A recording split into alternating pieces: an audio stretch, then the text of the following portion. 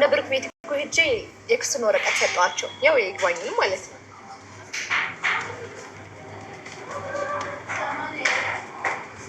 ምንድን ያልሽው? ቤቱ እንዳልተሸጠ ነገርሻቸው? አዎ። ምን ነው መናገር አልነበረብኝም?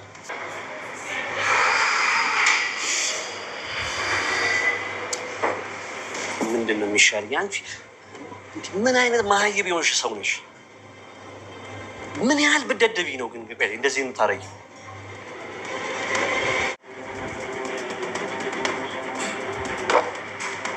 ምን ያክል ማሰብ እንደው አይምሮ ቢስነሽ ነው ቤታቸው ድረስ ሄደሽ የነገርሻቸው? ይቅርታ፣ በጣም ይቅርታ። ዝም ይቅርታ ተበይ። ይሄ ስራሽማ ያስገድልሻል።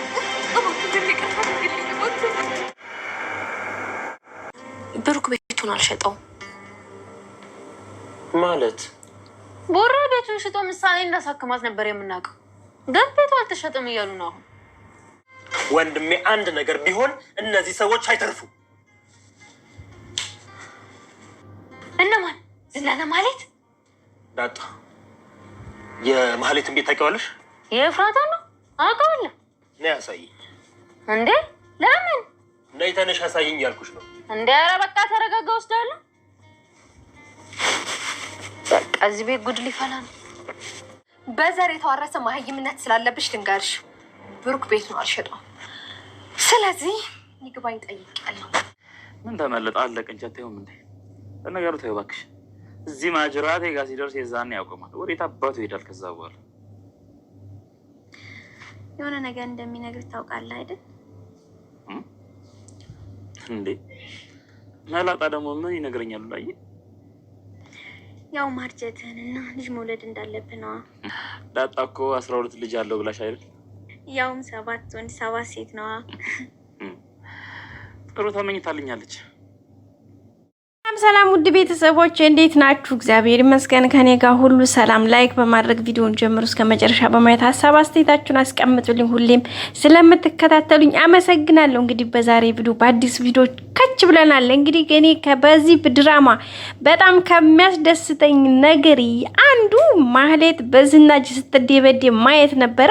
እንግዲህ ዛሬ በሚገርም ሁኔታ አይኗ ተጎልጉሎ ዳር እስከሚወጣ ድረስ አንገቷን አንቆልኛል ማለት ነው ውድ ቤተሰቦቼ። ስለዚህ እኔ በጣም ደስ ብሎኛል። እስኪ እናንተስ ምን ተሰማችሁ?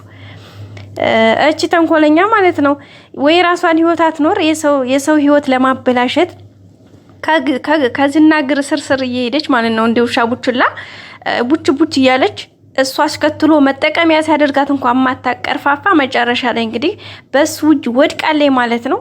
የማይሆን ነገር ውስጥ የሚያስገባት እሱ ነው። መጨረሻ ላይ ደግሞ እሱ ነው በሱ እጅ ነው የምትጠፋው ሲጀመር ማለት ነው። ምክንያቱም በቃ ለሰው ተንኮል የሚያስብ ሰው ዝሮ መዋደቂያው ያው ለጠላት ጉድጓድ ስትቆፍር አርቃት ቆፍረው ምናልባት አንተ ራስህ ልትገባበት ትችላለህና ይላል ያገሬ ሰው ሲተርት። ስለዚህ ማለት የሚሆነችው እንደዛ ነው ማለት ነው። እንግዲህ ሞገስን እገላለሁኝ የቤት ባለቤት ሆናለሁኝ ብላ እንግዲህ ዱክ እያለች ነበረ። የቤት ባለቤት መሆኑ ቀርቶ እንግዲህ ዝና ቤት ሰርቶ ሊሰጣት ማነው ገዝቶ ሊሰጣት ቃል ገብቶላት ነበረ። ግን ቤት መስራቱ ቀርቶበት እንግዲህ ህይወቷን ሊያጠፋው ነው ማለት ነው።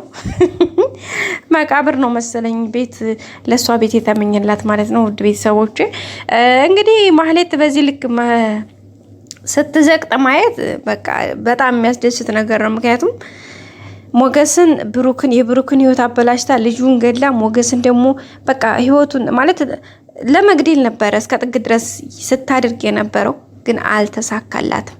ያ ቀርቶ እንግዲህ ችኩል ናት። በቃ የሆነ ነገር ዝናቱስ ካላት ሂዳቱስ ነው እንግዲህ ማለት እንግዲህ ክስሽን ማንቀሳቀስ ትችያለሽ ብሎ ነው ኢንፎርሜሽን ትንሽ ነገር የሰጣት እንጂ ሂጂ አላላትም። ከሱ ትእዛዝ ሳትቀበል እንግዲህ በራሷ ፈቃድ ቤቷ ከሄደች በኋላ እንግዲህ ኤፍራታን ይዛ ከልከል እያለች ብሩክ ቤት እስከ ቤት ድረስ ሂዳ እንግዲህ ለነ ቅድስቴና ለነ ዳጣ አንድ ላይ ባሉበት ብሩክ ቤት ሆና አልሸጠውም አንቺ ደደብ እያለች ደግሞ ከሷ ብሶ ደደብ ማለት ነው ቅድስትን እየተሳደበች ነበረ።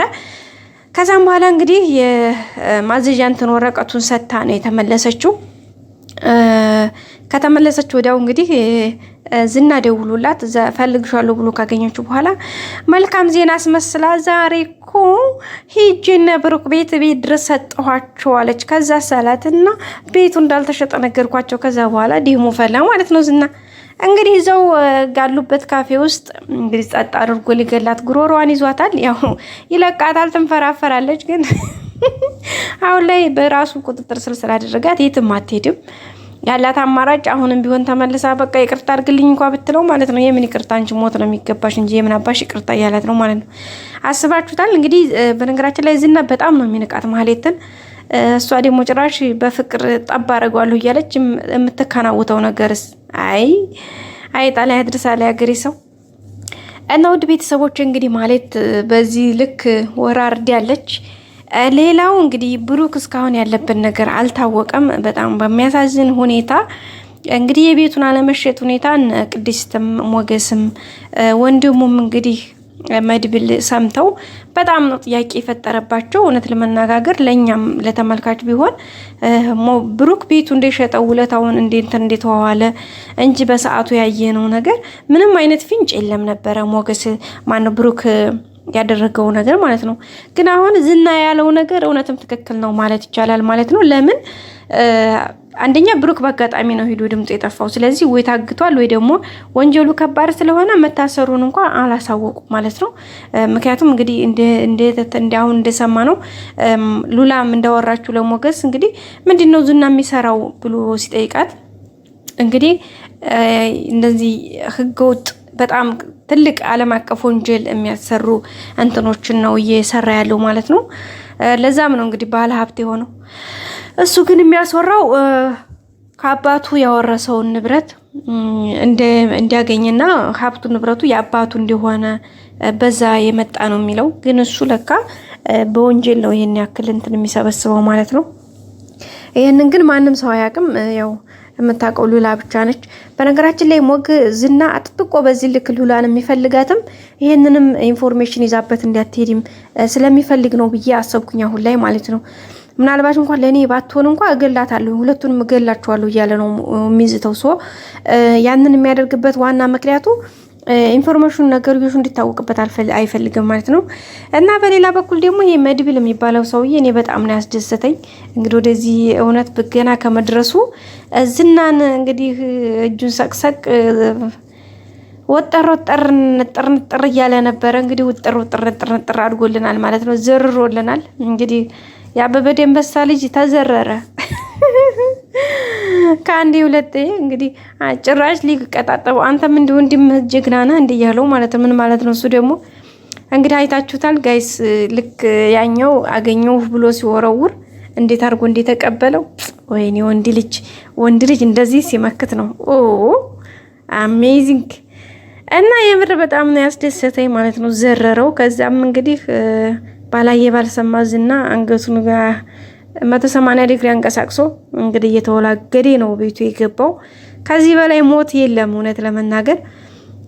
እንግዲህ ሞገስ ደግሞ ያው አሁንም ሽሽቱን ተያይዞታል። ወይ ዝና ይፋታው ወይ እሱ አይጠረጥርም። ደግሞ በእሱ እንደሆነ በአድራሻውን የሚያውቅበት በኤቲኤም ማሽኑ ነው።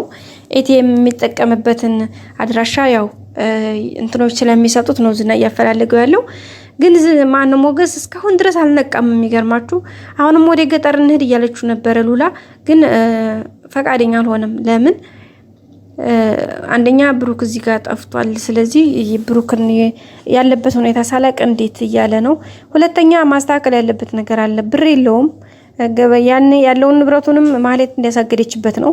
ያው በህገ ወጥ እንትን የመጣ ነው ተብሎ ስለዚህ ቤት ውስጥ እንግዲህ ታግተው ይሄው እንደዚህ ነው። ከቤትም ሲወጣ የሚገጥመው ነገር ይሄው የዝና ክትትል ነው። ዙና እንግዲህ ወይ አይጠፋለሁ ወይ አጠፋለሁኝ ብሎ ወይ ሞትን ወይ ዲነትን መርጦ ነው የወጣ ያለው ማለት ነው። ሞገስ ደግሞ በጣም ነው እንትን የሚለው እውነት ለመናገር ከባድ ነው። ዛሬም እንግዲህ ያወጣው መድብል ነው እንጂ ከመድብል ጋር ባይሆን ኖሮ ያው የመጨረሻ ህይወቱ ፍጻሜው ነው ነበረ። ባለፈውም ብሩክ ስለመለሰለት ነው የተመለሰለት። እና አሁንም በጣም ከባድ ነው። ሌላ ዳጣ እንግዲህ ቤተሰቦቿን በማግኘቷ ደስ ብሏት አሪፍ እንትን እያለች ነው።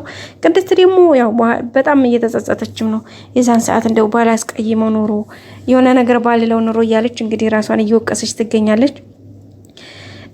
እንግዲህ ምሳሌም አባቴን እያለች ነው። ግን ያው ሄዳችሁበት ሀገር ተመልሶ ሄዷል ተብላ ነው እንግዲህ እስካሁን ታግሳ ያለችው ያው አጎቷንም ስላገኘች ማለት ነው። ውድ ቤተሰቦቻችን ላይክ በማድረግ እስከ መጨረሻው ተመልክታችሁ ስለምታዩ እናመሰግናለን። ሀሳብ አስተያየታችሁን አስቀምጡልን። በቀጣይ በአዲስ ቪዲዮ እስከምንገናኝ በያላችሁበት ሰላም ይሁኑ።